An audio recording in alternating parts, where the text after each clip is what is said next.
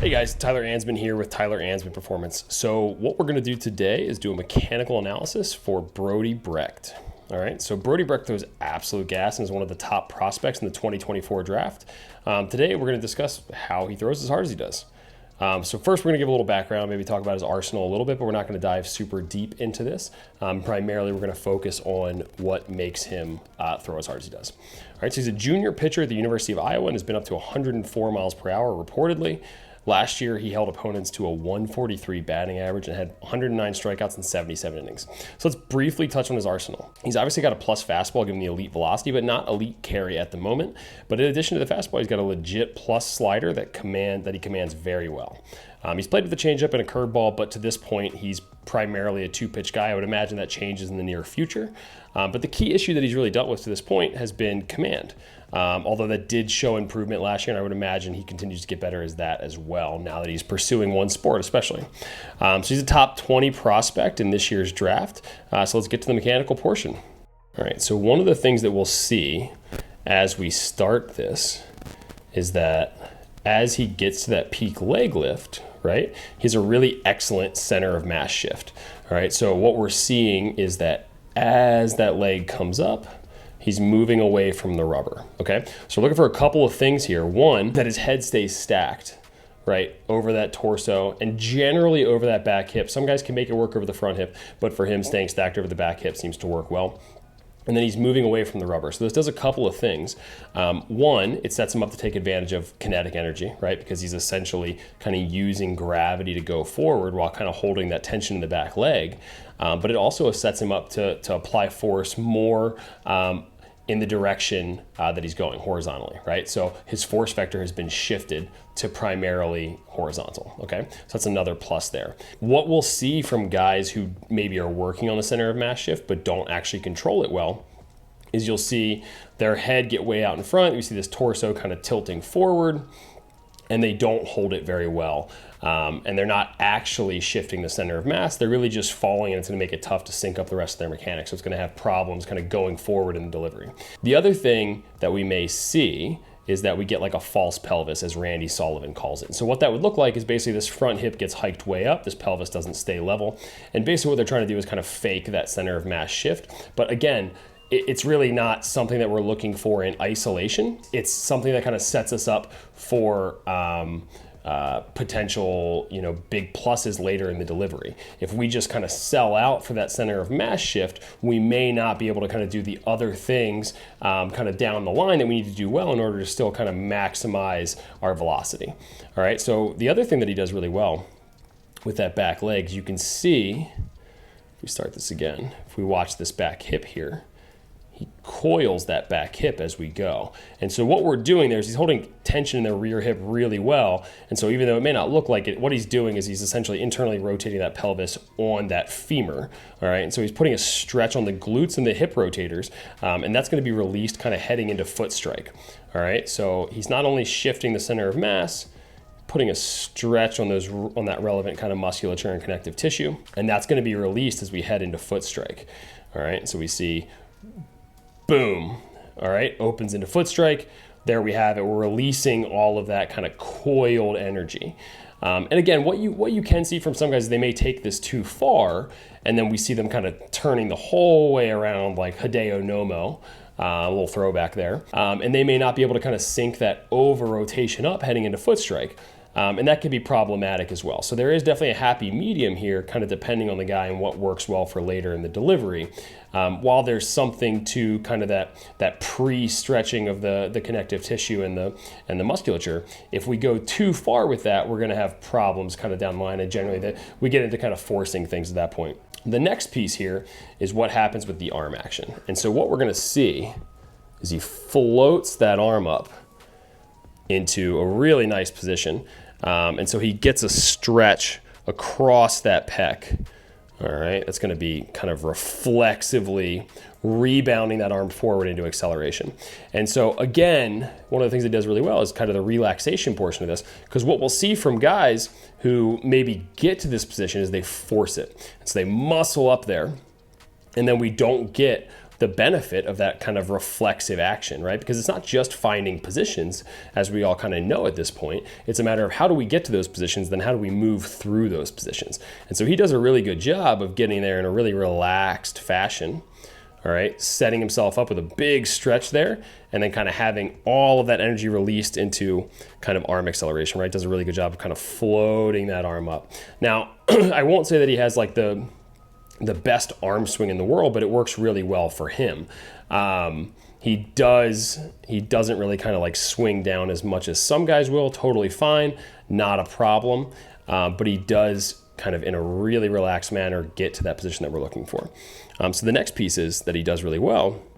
He lags that torso. So we can see if we call that on the right, that foot strike there. We can see these hips are open at foot strike, what we're looking for. All right, and then that torso is remaining closed. The arm's in a pretty good position. So we're set up with this really big stretch across the torso. And what's gonna happen is kind of a similar piece that we're talking about up here at the shoulder complex is we've got this big stretch that's gonna be then released and kind of rebound and return that tissue to its normal kind of resting length. And that's gonna be, again, reflexive. And so what that means is rather than it being kind of like voluntary or volitional, this is happening reflexively. So it's gonna happen at a higher velocity and a greater force than it would be if we tried to make this happen kind of like muscularly or on our own.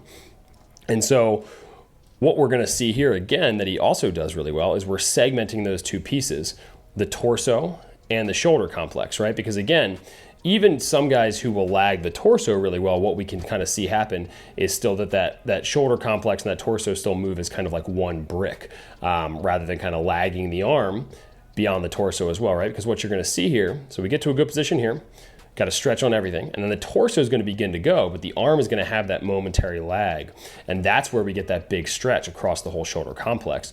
And that's what pulls it through. All right. And so that's what we're looking for there is not only that we get like decent hip shoulder separation, which again, kind of talked about this in the past, but super individual. So just because we have this kind of like closed torso and open hips, doesn't mean that like he would throw harder if he got even further back here, right? It's all about what are the length tension relationships of these muscles like, and how do we kind of maximize that rebound or taking slack out of the system so that we can kind of get that maximum output. All right. The next piece here is the lead leg block. So we can kind of see at this point, call that foot strike, right?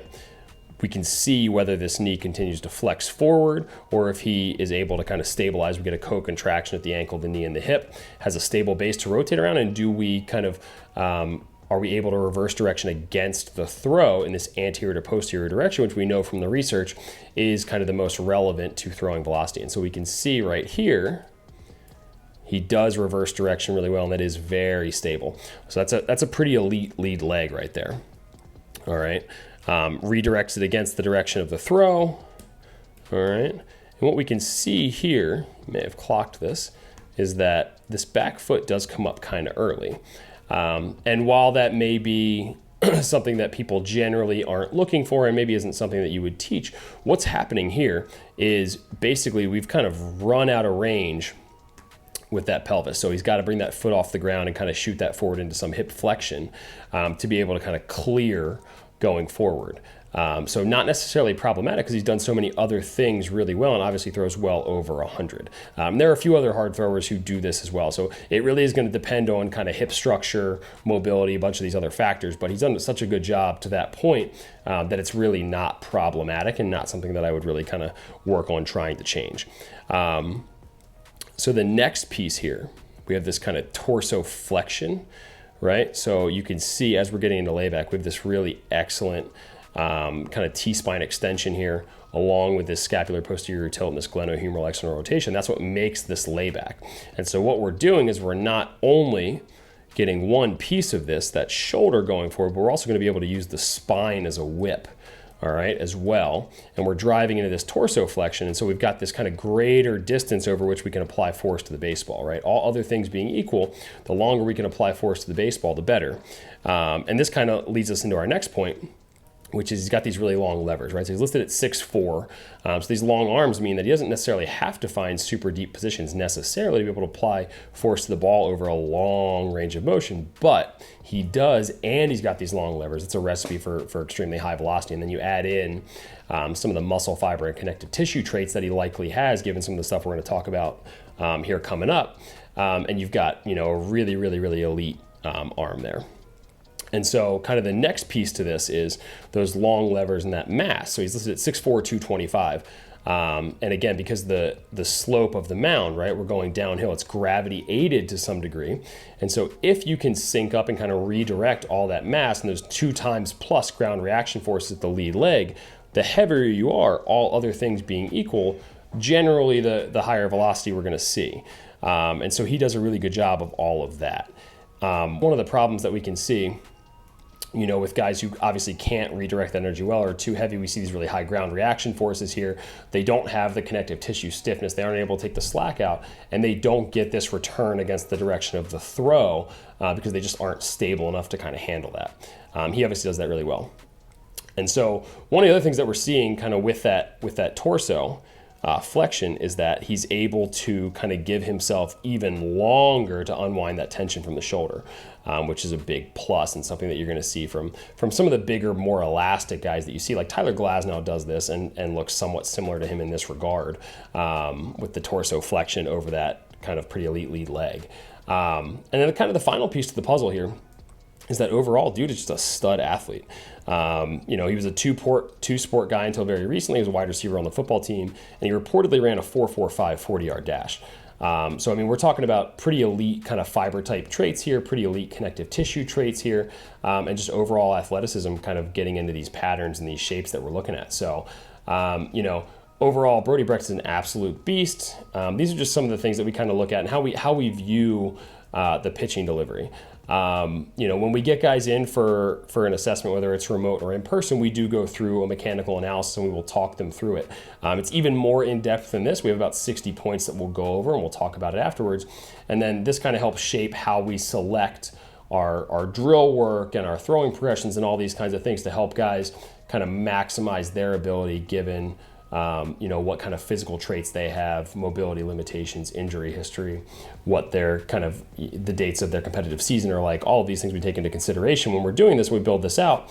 And we like to view our program holistically. So we also kind of take care of all the strength and conditioning and mobility work, the speed and power stuff, all that kind of stuff. And we'll go really into depth with our assessment on guys in terms of the mobility and force velocity profiling as well. So, if you have any questions about this mechanical analysis or training with us, feel free to drop them in the comments below or shoot us an email. If you go to the website, you can apply for training. But thanks for watching, and we'll be back with another video soon.